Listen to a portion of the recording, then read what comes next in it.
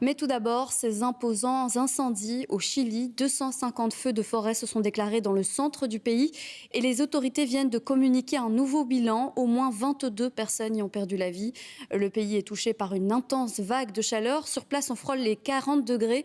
Cela fait craindre le pire aux autorités. Les explications avec Stéphanie Merken et Philippe Antoine. Un simple tuyau d'arrosage avec l'espoir de sauver sa maison. Un espoir sans doute bien maigre face à la puissance de destruction des flammes qui, après avoir d'abord détruit des zones agricoles et des forêts, menacent aujourd'hui de plus en plus de quartiers habités.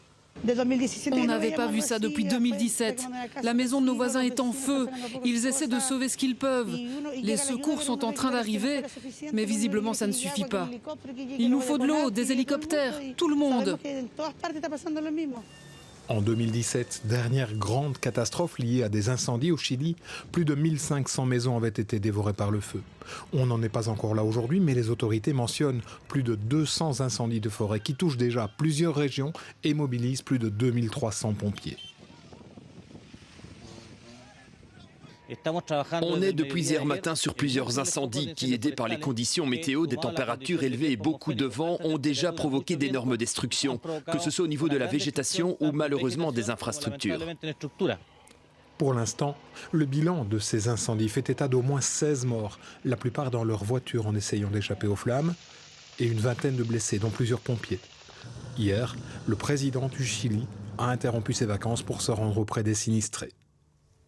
Je veux que vous sachiez que nous ne vous laisserons pas seuls. Aujourd'hui, la priorité est de combattre le feu. C'est pour cela que les différents moyens sont déployés. Et je remercie tous ceux qui le font, les volontaires, ceux qui se donnent sans compter.